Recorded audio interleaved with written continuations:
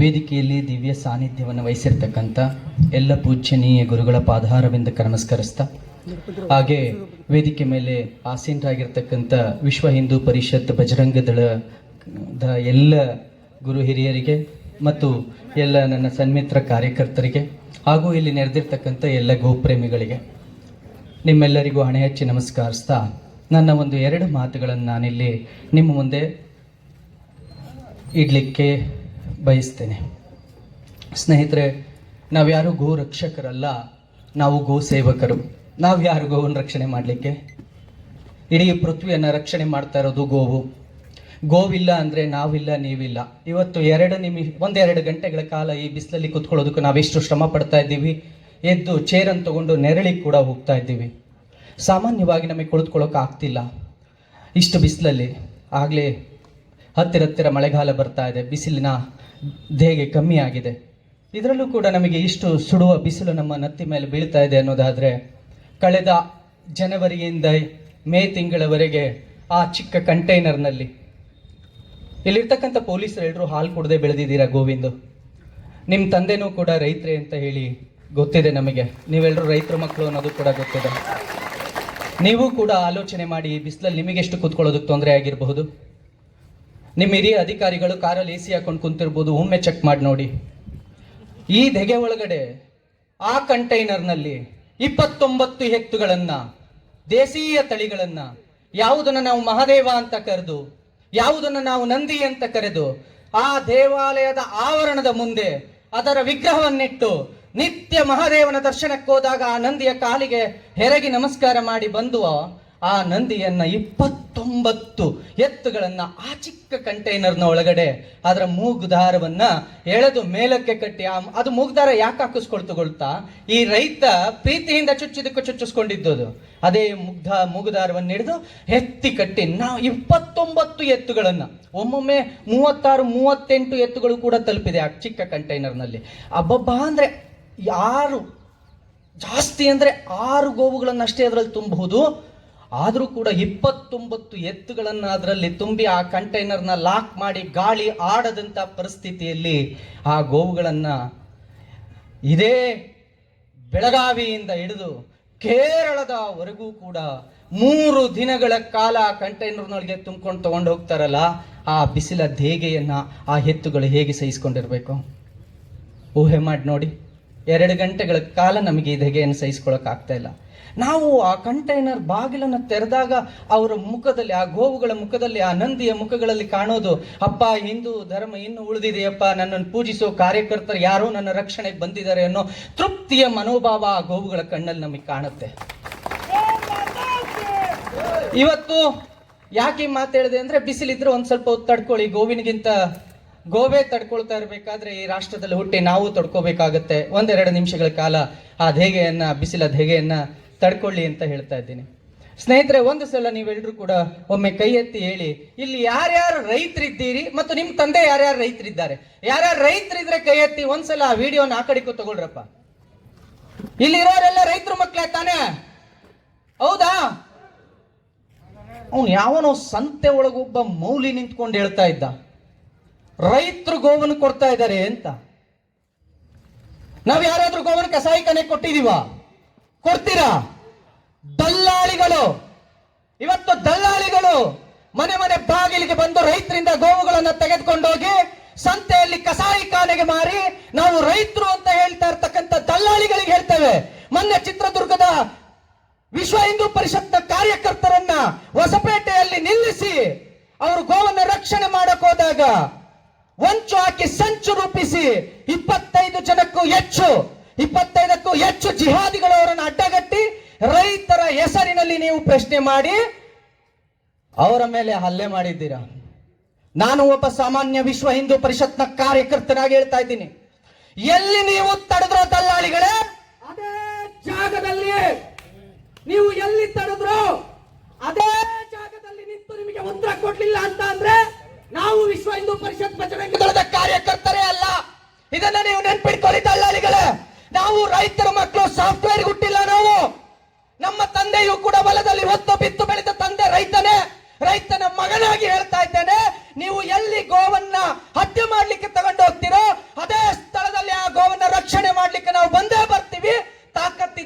ತಡೆದು ನೋಡಿ, ತಾಕತ್ತಿದ್ರೆ ತಡೆದು ನೋಡಿ. ನಿನ್ನೆ ಇದೇ ಕಿತ್ತೂರಿನಲ್ಲಿ ನಮ್ಮ ನೆಚ್ಚಿನ ಕಾರ್ಯಕರ್ತರೆಲ್ಲರೂ ಕೂಡ ಆ ಗೋವುಗಳ ರಕ್ಷಣೆಗೆ ಹೋದಾಗ ಜೊತೆಗೆ ಪೊಲೀಸರಿದ್ರು. ಪೊಲೀಸ್ನವ್ರು ದಯವಿಟ್ಟು ಕಾನೂನನ್ನ ರಕ್ಷಣೆ ಮಾಡಬೇಕೇ ಹೊರತು ಕಾನೂನನ್ನ ರಕ್ಷಣೆ ಮಾಡೋರ ಮೇಲೆ ಕೇಸ್ ಹಾಕಬಾರ್ದು. ನೀವು ಕೇಸ್ ಹಾಕಿದ್ರೆ ನೀವು ಉರಿಯೋ ಬೆಂಕಿಗೆ ಇಂಧನ ಸುರಿದಂತೆ. ನೀವು ಹಿಂದೂ ಕಾರ್ಯಕರ್ತರನ್ನ ತಡೆಯುವ ಪ್ರಯತ್ನ ಮಾಡಿದಾಗಲೆಲ್ಲ ಅದು ಶಕ್ತಿ ದ್ವಿಗುಣವಾಗಿದೆ.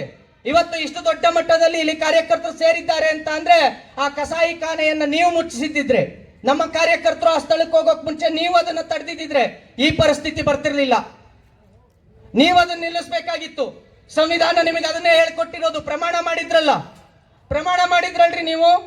ಗಣಪತಿ ಮೆರವಣಿಗೆ ಹೋಗ್ಬೇಕಾದ್ರೆ ಅಡ್ಡ ಬರ್ತೀರಿ, ಡಿಜೆ ಹಾಕ್ಬೇಡಿ ಅಂತ ಹೇಳ್ತೀರಿ, ಡಿಜೆ ಪರ್ಮಿಷನ್ ತಗೊಳ್ಳಿ ಅಂತ ಹೇಳ್ತೀರಿ, ಇಷ್ಟಡಿ ಗಣಪತಿ ಇಡಬೇಕು ಅಂತ ಹೇಳ್ತೀರಿ, ಇಷ್ಟೇ ಕೆಮಿಕಲ್ ರಹಿತವಾದಂತ ಗಣಪತಿ ಇಡಬೇಕು ಅಂತ ಹೇಳ್ತೀರಿ. ಅದೇ ನಿಮಗೆ ಬಕ್ರೀದ್ ಹಬ್ಬ ಬಂದಾಗ ಶಾಂತಿ ಸಭೆ ಮಾಡ್ಲಿಕ್ಕೆ ಯಾರೋ 4 ಜನ ನಿಮಗೆ ಬೇಕಾಗಿರ್ತಕ್ಕಂಥವ್ರನ್ನ ಕರ್ಕೊಂಡೋಗಿ ಶಾಂತಿ ಸಭೆ ಮಾಡಿಸ್ಕೊಂತೀರಿ. ಕರ್ಕೊಂಡೋಗಿ ವಿಶ್ವ ಹಿಂದೂ ಪರಿಷತ್ ಬಜರಂಗ ದಳದ ಕಾರ್ಯಕರ್ತರ ಶಾಂತಿ ಸಭೆ ಮಾಡಿ ನೋಡೋಣ. ಅವತ್ತು ಕರೆಯೋದಿಲ್ಲ ನಮ್ಮನ್ನ ಯಾರನ್ನು ನೀವು ಶಾಂತಿ ಸಭೆಗೆ. ಯಾಕೆ ಕರೆಯೋದಿಲ್ಲ? ನಿಮ್ಮ ತಾಳಕ್ಕೆ ಕುಣಿಯೋದಿಲ್ಲ ಅಂತ. ನೀವು ಬಕ್ರೀದ್ನ ಶಾಂತಿ ಸಭೆ ಮಾಡಿದಾಗ ಕರಿಬೇಕಿತ್ತು ನಮ್ಮನ್ನ. ನಾವ್ ಹೇಳ್ತಿದ್ವಿ ಆಗ, ಎಲ್ಲೆಲ್ಲಿ ಕಸಾಯಿ ಖಾನೆಗಳಿದಾವೆ, ಎಲ್ಲೆಲ್ಲಿ ಗೋ ಹತ್ಯೆ ಆಗ್ತಾ ಇದೆ, ಮೊದಲು ಅದನ್ನ ನಿಲ್ಲಿಸಿ ಆಮೇಲೆ ಶಾಂತಿ ಸಭೆ ಮಾಡೋಣ ಅಂತ. ಶಾಂತಿ ಸಭೆಯ ಸೋಗಿನಲ್ಲಿ ಇವತ್ತು ಸಮಾಜವನ್ನು ತಲೆ ಹಿಡಿಯೋ ಕೆಲಸವನ್ನ ಇವತ್ತು ಇಲಾಖೆಗಳು ಮಾಡೋದನ್ನ ನಿಲ್ಲಿಸಬೇಕು. ಪೊಲೀಸ್ನವರಲ್ಲಿ ನಾವು ವಿನಂತಿ ಮಾಡ್ಕೊಳ್ತಾ ಇದೀವಿ, ಇದು ನಿಮ್ಮ ಕರ್ತವ್ಯ ಇದೆ. ಸಮಾಜದಲ್ಲಿ ಶಾಂತಿ ಸೌಹಾರ್ದತೆ ನಾವು ಕೇಳ್ತಿದೀವಿ. ಶಾಂತಿ ಸೌಹಾರ್ದತೆಯನ್ನ ನೀವು ಮಾತ್ರ ಅಲ್ಲ, ಇವತ್ತು ಈ ದಿವ್ಯ ಸಾನ್ನಿಧ್ಯ ವಹಿಸಿರ್ತಕ್ಕಂಥ ಪ್ರತಿಯೊಬ್ಬ ಸ್ವಾಮೀಜಿಗಳು ಕೂಡ ಸೌಹಾರ್ದತೆಯನ್ನೇ ಹೇಳಿದ್ದು. ನಿಮ್ಮ ಇಫ್ತಿಯಾರ್ ಕೂಟಕ್ಕೂ ನಮಗೂ ಸಂಬಂಧ ಇಲ್ಲ ಅಂತ ಅಂದ್ರು ನಿಮ್ಮ ಇಫ್ತಿಯಾರ್ ಕೂಟಕ್ಕೆ ಬಂದು ಕುಳ್ತವ್ರು ನಾವು. ಯಾಕೆ? ಸೌಹಾರ್ದತೆ ಬೇಕು ಅನ್ನೋ ಕಾರಣಕ್ಕೆ. ನಿಮ್ಮ ಮೊಹರಂನ ನಿಮ್ ಜೊತೆ ಸೇರಿ ಆಚರಿಸ್ತವ್ರು ನಾವು. ಯಾಕೆ? ಸೌಹಾರ್ದತೆ ಬೇಕು ಅನ್ನೋ ಕಾರಣಕ್ಕೆ. ನಮಗೆ ಅಗತ್ಯ ಇಲ್ಲ ಅಂತ ಅಂದ್ರೂ ಕೂಡ ನಮ್ಮ ದೇವಾಲಯದ ಪಕ್ಕದಲ್ಲಿ ನಿಮ್ಮ ಚರ್ಚು ದರ್ಗಾಗಳು ಬಂದಾಗ, ನಿಮ್ಮ ಮಸೀದಿಗಳು ಬಂದಾಗ ಒಪ್ಪಿಕೊಂಡು ಬಿಟ್ಟವ್ರು ನಾವು. ಯಾಕೆ? ಸೌಹಾರ್ದತೆ ಬೇಕು ಅನ್ನೋ ಕಾರಣಕ್ಕೆ. ಆದ್ರೆ ನೀವೇನ್ ಮಾಡ್ತಾ ಇದ್ದೀರಿ? ಸೌಹಾರ್ದತೆ ಬೇಕು ಅನ್ನೋದಾದ್ರೆ ಯಾವನಾದ್ರೂ ಒಬ್ಬ ಬೀದಿಗೆ ಬಂದು ಹೇಳ್ರಿ ಗೋವನ್ನ ಹತ್ಯೆ ನಿಲ್ಸಿ ಅಂತ. ಮೊನ್ನೆ ಯಾವ್ದೋ ಮೌಲ್ಯ ಹೇಳ್ತಾ ಇದ್ರು ಗೋವನ್ನ ರಾಷ್ಟ್ರೀಯ ಪ್ರಾಣಿ ಮಾಡಿ ಅಂತ. ಇಡೀ ಹಿಂದೂ ಸಮಾಜದ ದಿಕ್ಕನ್ನ ತಪ್ಪಿಸುವಂತ ಕೆಲಸ ಇದು. ಗೋವನ್ನ ರಾಷ್ಟ್ರೀಯ ಪ್ರಾಣಿ ಮಾಡಿ ಅಂತ ಗೋ ಆರಾಧನೆ ಮಾಡುವ ಮೋದಿ ಅವರನ್ನು ನಾವು ಕೇಳಬೇಕಾಗಿಲ್ಲ. ಅವ್ರಿಗೆ ಗೊತ್ತಿದೆ ಯಾವಾಗ ಮಾಡಬೇಕು ಅಂತ. ಅದಷ್ಟು ಸುಲಭವೂ ಅಲ್ಲ. ನಾವು ಕೇಳ್ತಾ ಇರೋದು ನೀವು ಹತ್ಯೆ ನಿಲ್ಲಿಸಿ ಅಂತ. ನಾವು ಕೇಳ್ತಾ ಇರೋದು ಹಿಂದೂಗಳ ಧಾರ್ಮಿಕ ಭಾವನೆಗೆ ಬೆಲೆ ಕೊಡಿ ಅಂತ. ಕೊಡೋದಕ್ಕಾಗೋದಿಲ್ಲ ನಿಮಗೆ? ಕೊಡೋದಕ್ಕಾಗೋದಿಲ್ವಾ ನಿಮಗೆ? ಕೊಡಿ. ನಾವು ನಿಮ್ ಜೊತೆ ಸೌಹಾರ್ದತೆ ಬದುಕನ್ನು ಕಾಣೋದಕ್ಕೆ ನಮ್ಮ ಮಠಮಾನ್ಯಗಳಲ್ಲಿ, ಪ್ರತಿ ಮಠಮಾನ್ಯಗಳಲ್ಲಿ ಸೌಹಾರ್ದತೆ ಬದುಕನ್ನು ನಾವು ಮಾಡಿ ತೋರಿಸ್ತಾ ಇದೀವಲ್ಲ. ಯಾವ ಮಠದಲ್ಲಿ ಮುಸಲ್ಮಾನರಿಗೆ ಪ್ರವೇಶ ಇಲ್ಲ ಹೇಳಿ ನೋಡೋಣ? ಯಾವ ಹಿಂದೂಗಳು ಅವ್ರ ಜೊತೆ ಇಫ್ತಿಯಾರ್ ಕೂಟಕ್ಕೆ ಹೋಗೋದಿಲ್ಲ ಹೇಳಿ ನೋಡೋಣ? ಡಿ.ಕೆ. ಶಿವಕುಮಾರ್ ಅಂತವ್ರು ನಿಮ್ಮನ್ನ ಬ್ರದರ್ಸ್ ಅಂತ ಕರೆದ್ರಲ್ರಿ, ನಾವು ಅಣ್ಣ ತಮ್ಮಂದಿರು ಅಂತ ಕರೆದ್ರಲ್ರಿ. ಅದೇ ಡಿ.ಕೆ. ಶಿವಕುಮಾರ್ ಅವ್ರ ಗೌನ್ ಮಾತೆ ಅಂತ ಪೂಜೆ ಮಾಡೋದಿಲ್ವಾ? ಮಾಡ್ತಾರಲ್ಲ. ಅವರ ಧಾರ್ಮಿಕ ಭಾವನೆಗೆ ಬೆಲೆ ಕೊಡ್ರಲ್ಲ ಅಂತ ಕೇಳಿದ್ರೆ ನೀವು ರೈತರನ್ನ ಕೇಳಿ, ಸಂತೆಲ್ ಮಾರೋರನ್ನ ಕೇಳಿ, ನೀವು ಅಲ್ಲಿ ಬಂದು ಕೇಳಿ. ನಾನು ಮತ್ತೆ ಹೇಳ್ತಾ ಇದ್ದೇನೆ, ಇಡೀ ಮುಸ್ಲಿಂ ಸಮುದಾಯಕ್ಕೆ ಹೇಳ್ತಾ ಇದ್ದೇನೆ, ಯಾರಿಗೋ ಅಂತ ಕೃತಿನ ನಿಮಗೆ ಹೇಳ್ತಾ ಇದ್ದೇವೆ. ಹಿರಿಯರ ಮಾತನ್ನ ಕೇಳಿ ನಾವು ಇವತ್ತು ಇಲ್ಲಿ ಸಭೆ ಮಾಡ್ತಾ ಇದ್ದೀವಲ್ಲ. ನಾವು ಕೆರಳಿದ್ರೆ ಇದೇ ಸಭೆಯನ್ನ ಎಲ್ಲಿ ಮಾಡ್ಬೇಕು ಅಲ್ಲಿಯೇ ಮಾಡ್ತಿರ್ತೇವೆ. ಎಲ್ಲಿ ನಿಮಗೆ ಉತ್ತರ ಕೊಡ್ಬೇಕು ಅಲ್ಲೇ ಕೊಟ್ಟುತ್ತಿರ್ತೇವೆ. ಹೆಚ್ಚು ದಿನ ತಡ್ಕೊಳ್ಳೋದಕ್ಕೆ ಸಾಧ್ಯ ಇಲ್ಲ. ಇದನ್ನ ನಿಮ್ಮ ಏರಿಯಾಗಳಲ್ಲಿ ಗೋ ಹತ್ಯೆಯನ್ನ ನಿಲ್ಲಿಸ್ತಿಲ್ಲ ಅಂತ ಅಂದ್ರೆ ನಿಮ್ಮ ಏರಿಯಾದ ಒಳಗೆ ಬಂದು ಆ ಕಾನೂನು ಬಾಹಿರ ಗೋ ಹತ್ಯೆಯನ್ನ ತಡೆಯುವ ತಾಕತ್ತಿಂದು ಸಮಾಜಕ್ಕಿದೆ. ನಾವು ಮಾಡಿ ತೋರಿಸ್ತೇವೆ ಅನ್ನೋ ಸಂದೇಶವನ್ನು ಇಲ್ಲಿಂದ ಕೊಡ್ತಾ ಇದ್ದೀವಿ. ಮತ್ತೆ ನಾನು ಪೊಲೀಸ್ ಇಲಾಖೆಗೆ ಹೇಳ್ತಾ ಇದ್ದೇನೆ, ದಯವಿಟ್ಟು ಕಾನೂನು ಬಾಹಿರ ಚಟುವಟಿಕೆಯನ್ನ ನೀವು ನಿಲ್ಲಿಸಿ. ಇಲ್ಲ ಅಂದ್ರೆ ನಾವು ನಿಲ್ಲಿಸಬೇಕಾಗತ್ತೆ. ಮತ್ತೆ ನಾನು ಇನ್ನೊಂದು ಕೊನೆಯ ಒಂದು ಸವಾಲನ್ನು ಕೂಡ ನಿಮ್ಮೆಲ್ಲರನ್ನ ಸಾಕ್ಷಿ ಮಾಡಿಕೊಂಡು ಕೊಡ್ತಾ ಇದ್ದೇನೆ. ಎಲ್ಲರೂ ಹೇಳ್ತಾರೆ ನಮ್ಮನ್ನ ದಿಕ್ಕು ತಪ್ಪಿಸುವ ಕೆಲಸ. ಕಸಾಯಿ ಖಾನೆ ಮುಚ್ಚಿ ಅಂದಾಗ, ಗೋ ಹತ್ಯೆಯನ್ನ ನಿಲ್ಲಿಸಿ ಅಂದಾಗ ನಮ್ಮೆಲ್ಲರ ಮುಂದೆ ಇರುವಂತ ಒಂದೇ ಒಂದು ಇದನ್ನು ತರ್ತಾರೆ, ಎಕ್ಸ್ಪೋರ್ಟ್ ನಿಲ್ಲಿಸಿ. ಕೇಳಿದಿರಲ್ಲ? ಎಕ್ಸ್ಪೋರ್ಟ್ ನಿಲ್ಲಿಸಿ. ದೇಶೀಯ ತಳಿ ಗೋವು ಮತ್ತು ಎತ್ತು 2014ರಲ್ಲಿ ನರೇಂದ್ರ ಮೋದಿ ಅವರು ಪ್ರಧಾನಿಯಾದ ಮರುಕ್ಷಣವೇ ಈ ಎರಡನ್ನೂ ಕೂಡ ನಿಲ್ಲಿಸಿದ್ದಾರೆ. ಯಾರಾದ್ರೂ ಎಕ್ಸ್ಪೋರ್ಟ್ ಮಾಡಿದ್ರೆ ನಿಮ್ಮನ್ನ ದಿಕ್ಕು ತಪ್ಪಿಸುವ ಕೆಲಸ ನಡೀತಾ ಇದೆ. ಅಲ್ ಕಬೀರ್ ನಿಮ್ದೆ, ಮುಸಲ್ಮಾನರದು, ಜಿಹಾದ್ ಇದದು. ಯಾಕೆ ಪೊಲೀಸ್ನವರು ಇದ್ರ ವಿರುದ್ಧ ಕ್ರಮ ಜರುಗಿಸೋದಿಲ್ಲ? ಯಾವನೋ ಒಬ್ಬ ಯಾರೋ ನಮ್ಮ ಕಾರ್ಯಕರ್ತ ಇನ್ಸ್ಟಾಗ್ರಾಮ್ ಅಲ್ಲಿ ಒಂದು ಪೋಸ್ಟ್ ಹಾಕಿದ್ರೆ ಪ್ರಚೋದನೆ ಅಂತೀರಲ್ರಿ. ದಿನನಿತ್ಯ ಆ ಮುಸಲ್ಮಾನರ ಜಿಹಾದಿಗಳಿಗೆ ಸಂಬಂಧಪಟ್ಟಂತ ಆ ಕಂಪನಿಗಳ ಹೆಸರನ್ನ ಹಿಂದೂಗಳ ಹೆಸರಿಗೆ ಬರೆದು ಪ್ರಚೋದನೆ ಮಾಡ್ತಿದಾರಲ್ಲ.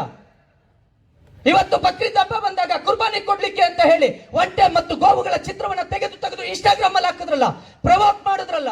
ಯಾಕೆ ನೀವು ಅವ್ರ ಮೇಲೆ ಕ್ರಮ ಜರುಗಿಸೋದಿಲ್ಲ? ಒಂದ್ ಕಣ್ಣಿಗೆ ಬೆಣ್ಣೆ ಒಂದ್ ಕಣ್ಣಿಗೆ ಸುಣ್ಣನಾ? ಇದೇ ಸರ್ಕಾರ ಇರೋದಿಲ್ಲ, ಇದೇ ಸರ್ಕಾರ ಇರೋದಿಲ್ಲ ಕೊನೆಯವರೆಗೂ. ನೆನ್ಪಿಡ್ಕೊಳ್ಳಿ, ಪೊಲೀಸ್ನವರೇ ನೆನ್ಪಿಡ್ಕೊಳ್ಳಿ. ನೀವು ಯಾರಿಗೆ ಗುಲಾಮ್ಗಿರಿ ಮಾಡ್ತಿದ್ದೀರೋ ಅದೇ ಸರ್ಕಾರ ಕೊನೆಯವರೆಗೂ ಇರೋದಿಲ್ಲ. ಒಂದು ದಿನ ನಾವು ಬಂದೇ ಬರ್ತೇವೆ, ಒಂದು ದಿನ ನಾವು ಬಂದೇ ಬರ್ತೀವಿ. ಬಂದ ದಿನ ಉತ್ತರ ಬಹಳ ತುಂಬಾ ಕಠಿಣವಾಗಿರುತ್ತೆ. ಅದಕ್ಕೆ ಮುಂಚೆ ನೀವೇ ಕಾನೂನು ಬಾಹಿರ ಕಸಾಯಿಖಾನೆಗಳನ್ನ ಮುಚ್ಚಿಸಿ. ಮತ್ತು ಇನ್ಸ್ಟಾಗ್ರಾಮ್ಗಳಲ್ಲಿ, ಫೇಸ್ಬುಕ್ ಅಲ್ಲಿ, ಸಾಮಾಜಿಕ ಜಾಲತಾಣಗಳಲ್ಲಿ ಬೀಫ್ ಎಕ್ಸ್ಪೋರ್ಟ್ ಆಗ್ತಾ ಇದೆ, ಗೋವು ಎಕ್ಸ್ಪೋರ್ಟ್ ಆಗ್ತಾ ಇದೆ ಅಂತ ಹೇಳಿ ಯೋಗಿ ಆದಿತ್ಯನಾಥ್ರದು ಮೋದಿ ಫೋಟೋ ಹಾಕಿ ಯಾರೆಲ್ಲ ಅಪಪ್ರಚಾರ ಮಾಡ್ತಿದ್ದಾರೋ ಅವ್ರಗಳ ವಿರುದ್ಧ ನೀವು ಕ್ರಮ ಜರುಗಿಸ್ಲಿಲ್ಲ ಅಂತ ಅಂದ್ರೆ ಅದೇ ಇನ್ಸ್ಟಾಗ್ರಾಮ್ ಅಲ್ಲಿ ನಾವ್ ಹೆಂಗ್ ಮಾತಾಡ್ಬೇಕು ಅನ್ನೋದು ಗೊತ್ತಿದೆ. ನಮ್ಮ ಖಾತೆಗಳನ್ನು ಬಂದ್ ಮಾಡ್ತೀರಿ ನೀವು. 2 ವರ್ಷ ನಮ್ಮ ಖಾತೆಗಳನ್ನು ನಿರ್ಬಂಧ ಮಾಡ್ತೀರಿ, ನಮ್ಮ ಹಿಂದೂ ಕಾರ್ಯಕರ್ತರ ಖಾತೆಗಳನ್ನು ನಿರ್ಬಂಧ ಮಾಡ್ತೀರಿ. ಅಲ್ಲಿ ಕುತ್ಕೊಂಡು ಯಾವನೋ ಸುಳ್ಳು ಸುಳ್ಳು ಅಪಪ್ರಚಾರ ಮಾಡ್ಬೇಕಾದ್ರೆ ಬೀಫ್ ಎಕ್ಸ್ಪೋರ್ಟ್ ಆಗ್ತಾ ಇದೆಯೇನ್ರಿ? ಬನ್ರಿ, ಯಾರಾದ್ರೂ ಒಬ್ರು ಪೊಲೀಸ್ನವ್ರು ನಿಂತ್ಕೊಂಡು ಹೇಳ್ರಿ, ಇಲ್ಲಿ ಬೀಫ್ ಎಕ್ಸ್ಪೋರ್ಟ್ ಆಗ್ತಾ ಇದೆ,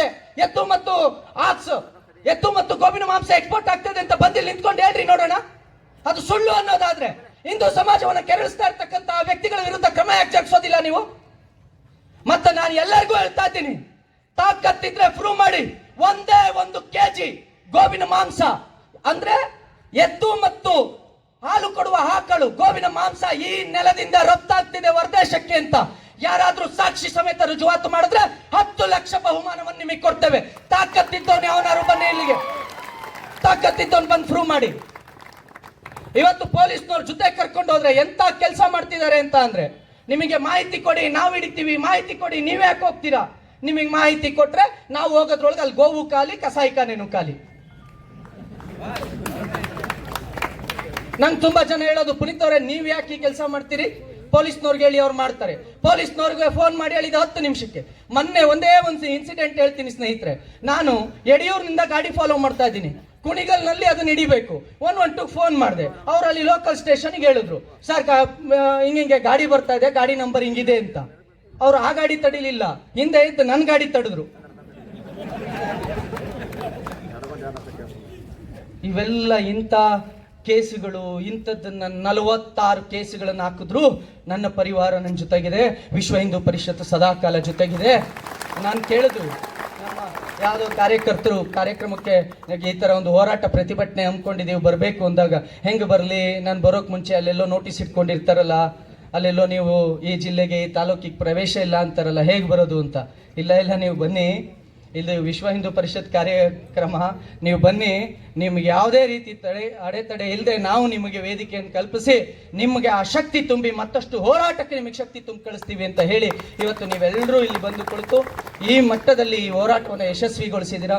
ನಾನು ಎಲ್ಲ ದಿವ್ಯ ಸಾನ್ನಿಧ್ಯ ವಹಿಸಿರ್ತಕ್ಕಂಥ ಗುರು ಹಿರಿಯಲ್ಲಿ ಮಠಮಾನ್ಯದ ಶ್ರೀಗಳಲ್ಲಿ ಕೇಳ್ಕೊಳ್ತೀನಿ, ಆದಷ್ಟು ಗೋಶಾಲೆಗೆ ಒತ್ತು ಬರುವಂತೆ ನೀವೆಲ್ಲ ಸ್ವಾಮೀಜಿಗಳು, ನಿಮ್ಮ ಇಡೀ ಎಲ್ಲ ಮಠಮಾನ್ಯಗಳು ಒಂದಾಗಿ ಗೋಶಾಲೆಗೆ ಹೆಚ್ಚಿನ ಅನುದಾನ ಬರುವಂತೆ ಸರ್ಕಾರವನ್ನ, ನಿಮ್ಮ ಮಾತು ಕೇಳ್ತಾರೆ ಅನ್ಸುತ್ತೆ. ಈಗ ನಾಳೆ ನಾಡ್ದ್ರಲ್ಲಿ ಮುಖ್ಯಮಂತ್ರಿ ಆಗೋರು ಎಲ್ಲ ಸ್ವಾಮೀಜಿಗಳು ಮತ್ತೆ ಹೋಗಿ ಆ ಗೋಹತ್ಯೆ ಮಾಡ್ತಕ್ಕಂಥ ಜಮೀರ್ ಅಹಮದ್ ಖಾನ್ಗೆ ಸಚಿವ ಸ್ಥಾನ ಕೊಡಿ ಅಂತ ಕೆಲವರು ಹೋಗಿದ್ದಾರಂತೆ. ದಯವಿಟ್ಟು ಕಾವಿ ಹಾಕಿರ್ತಕ್ಕಂಥ ನಮ್ಮ ಸ್ವಾಮೀಜಿಗಳು ಈ ವೇದಿಕೆ ಮೇಲೆ ಬಂದಿರೋದು ನಮ್ಮ ಪುಣ್ಯ. ಅವರನ್ನ ನಾನು ಕೇಳ್ಕೊಳ್ತಾ ಇದ್ದೀನಿ, ಗೋಶಾಲೆಗೆ ಎಷ್ಟು ಅನುದಾನವನ್ನ, ತಾಲೂಕಿಗೆ ಒಂದೊಂದು ಗೋಶಾಲೆ ಆಗಬೇಕು ಅಂತ ಏನು ಹೇಳಿತ್ತು ಹಿಂದಿನ ಬಿಜೆಪಿ ಸರ್ಕಾರ, ಆ ಸರ್ಕಾರ ಇದ್ದಾಗ ಗೋಹತ್ಯೆ ನಿಷೇಧ ಕಾಯ್ದೆಯನ್ನು ತಂದಿತ್ತು. ಆ ಕಾಯ್ದೆಯನ್ನ ಪೊಲೀಸರಂತೂ ಕೂಡ ಅದನ್ನ ಜಾರಿ ಮಾಡುವ ಯಾವ ಲಕ್ಷಣಗಳು ಕಾಣಿಸ್ತಾ ಇಲ್ಲ. ದಯವಿಟ್ಟು ನೀವುಗಳು ಹೆಚ್ಚು ಆ ಕಡೆ ಗಮನ ಹರಿಸ್ಬೇಕು. ನಾವು ರೆಡಿ ಇದ್ದೀವಿ, ಆ ಗೋ ಹತ್ಯೆಯನ್ನು ತಡೆದು ಆ ಜಿಹಾದಿಗಳು ತೆಗೆದುಕೊಂಡು ಹೋಗೋ ಆ ಗೋವನ್ನು ತಗೊಂಡು ಬರೋ, ಅವ್ರ ಹತ್ಯೆ ಮಾಡದಂತೆ ತಡೆದು ತೆಗೆದುಕೊಂಡು ಬರೋ ತಾಕತ್ತು ನಮಗೆ, ಆ ಗೋಮಾತೆಯನ್ನು ರಕ್ಷಿಸಿ ತಾಕತ್ತು ನಮಗಿದೆ. ಅದನ್ನ ಸಾಕಿ ಸಲುಹುವ ತಾಕತ್ತು ಮಠಮಾನ್ಯಗಳು ಕೊಡಬೇಕು. ಶಾಲೆ ಹೆಚ್ಚಾಗಬೇಕು. ನಾನು ನಿಮ್ಮೆಲ್ಲರಲ್ಲಿ ಕೇಳ್ಕೊಳ್ಳೋದು, ದಯವಿಟ್ಟು ಆ ಮುಜರಾಯಿ ಇಲಾಖೆ ದೇವಸ್ಥಾನದ ಹುಂಡಿಗೆ ಹಣ ಹಾಕೋದನ್ನು ಬಿಟ್ಟು ಗೋಶಾಲೆಗಳಿಗೆ ನಿಮ್ಮ ಹಣವನ್ನು ಕೊಡಿ ಅಂತ ಹೇಳಿ ನಾನು ಕೇಳ್ಕೊಳ್ತಾ ಇದ್ದೀನಿ. ಎ ಗ್ರೇಡು ಬಿ ಗ್ರೇಡು ಅಂತ ದೇವಸ್ಥಾನಗಳನ್ನು ಮಾಡಿ ಅದನ್ನು ಸರ್ಕಾರ ಕೊಳ್ಳೆ ಹೊಡಿತಾ ಇದೆ. ಮಸೀದಿ ಚರ್ಚ್ಗಳಿಗೆ ಫ್ರೀಯಾಗಿ ಎಲೆಕ್ಟ್ರಿಸಿಟಿ ಕೊಟ್ಕೊಂಡು ನಮ್ಮ ದೇವಸ್ಥಾನದ ಹಣವನ್ನು ತೆಗೆದುಕೊಂಡು ಹೋಗಿ ಕೊಳ್ಳೆ ಹೊಡಿತಾ ಇದ್ದಾರೆ. ಅಲ್ಲಿಗೆ ಮತ್ತೆ IAS IPS KAS ಮಾಡಿರ್ತಕ್ಕಂಥ ಅಧಿಕಾರಿಗಳನ್ನು ಹಾಕೊಂಡು ಕೊಳ್ಳೆ ಹೊಡಿತಾ ಇದ್ದಾರೆ. ದಯವಿಟ್ಟು ನಾನು ನಿಮ್ಮಲ್ಲಿ ವಿನಂತಿ ಮಾಡ್ಕೊಳ್ತೀನಿ, ನೀವೆಲ್ಲರೂ ಕೂಡ ನೀವೇನು ಹುಂಡಿಗೆ ಹಾಕ್ತಿರೋ ಅದನ್ನೇ ಗೋಮಾತೆಗೆ ಬೇಡ್ಕೊಳ್ಳಿ, ಗೋಮಾತೆಗೆ ಕೊಡಿ ಅಂತ ಕೇಳ್ಕೊಳ್ತಾ, ಅದನ್ನ ಸಲಹೋದಕ್ಕೆ ಎಲ್ಲೆಲ್ಲಿ ಗೋಶಾಲೆಗಳಿದೆಯೋ ಅಲ್ಲಲ್ಲಿ ನಿಮ್ಮ ಬರ್ತಡೆಗಳನ್ನ, ನಿಮ್ಮೇನ್ ಜನ್ಮದಿನ ಆಚರಿಸ್ಕೊಳ್ತೀರಿ, ನೀವೇನ್ ಶುಭ ದಿನ ನಿಮ್ಮ ಮಗನ ಬರ್ತಡೆಯನ್ನ ಗೋಶಾಲೆಗೆ ಹೋಗಿ ಆಚರಿಸಿ ಅಂತ ಕೇಳ್ಕೊಳ್ತಾ, ಗೋವಿನ ಉತ್ಪನ್ನಗಳನ್ನ ಹೆಚ್ಚೆಚ್ಚು ಖರೀದಿ ಮಾಡಿ ಅಂತ ಹೇಳ್ತಾ, ಎಲ್ಲ ಗೋಶಾಲೆಗೆ ನಿಮ್ಮೆಲ್ಲರ ಬೆಂಬಲ ಇರಲಿ. ಗೋವು ಉಳಿದ್ರೇನೆ, ಗೋವು ಮಾನವನಿಗೆ ಉಪಕಾರಿಯಾಗಿ ಬಂದದ್ದು, ಮಾನವನಿಗೋಸ್ಕರನೇ ಗೋವು ಹುಟ್ಟಿದ್ದು, ನಮಗಾಗಿ ಗೋವು ಹುಟ್ಟಿದ್ದು, ಗೋವಿಗಾಗಿ ನಾವಲ್ಲ, ನಮಗಾಗಿ ಗೋವು ಜನಿಸಿದ್ದು. ಹಾಗಾಗಿ ನಮಗೆ ಪೂರಕವಾದದ್ದು. ಗೋವು ಯಾವತ್ತು ಭಾರತದಲ್ಲಿ ನಶಿಸುತ್ತೋ ಅವತ್ತು ಇಡೀ ಮನುಕುಲ ನಶಿಸುತ್ತೆ ಅನ್ನೋದನ್ನ ನೆನಪಿನಲ್ಲಿ ಇಟ್ಕೊಳ್ಳಿ. ಇದು ಕೇವಲ ಒಂದು ಹೋರಾಟ ಆಗಬಾರ್ದು, ಇದು ಬಹಳ ದೊಡ್ಡ ಒಂದು ಅಭಿಯಾನ ಆಗಬೇಕು. ಇಲ್ಲಿ ನೆರೆದಿರ್ತಕ್ಕಂಥ ಪ್ರತಿಯೊಬ್ಬರು ನಾಳೆಯಿಂದನೇ ನಾನು ಕೇಳ್ಕೊಳ್ತೀನಿ, ನಿಮ್ಮ ದುಡಿಮೆಯ 1% ಗೋವಿಗಾಗಿ ಎತ್ತಿಡಿ, ಗೋಶಾಲೆ ಕೊಡಿ. ರೈತರಲ್ಲಿ ನಾನು ವಿನಂತಿ ಮಾಡಿಕೊಳ್ತೇನೆ, ನಿಮಗೆ ಅದು ಇನ್ನ ಉಪಯೋಗಕ್ಕಿಲ್ಲ ಅಂದಾಗ ಅದರ ಹಣವನ್ನು ಮತ್ತೆ ಬೇಕು ಅಂತ ಬಯಸಬೇಡಿ. ಇನ್ನು ನಿಮಗೆ ಅದು ಉಪಯೋಗಕ್ಕಿಲ್ಲ ಅಥವಾ ನನಗಿನ್ನ ಅದನ್ನು ಸಾಕೋ ಶಕ್ತಿ ಇಲ್ಲ ಅಂದಾಗ ಹತ್ತಿರದ ಮಠಕ್ಕೋ ಹತ್ತಿರದ ಗೋಶಾಲೆಗೋ ಅದನ್ನು ಬಿಡಿ ಅಂತ ಕೇಳ್ಕೊಳ್ತಾ ಇದ್ದೀನಿ.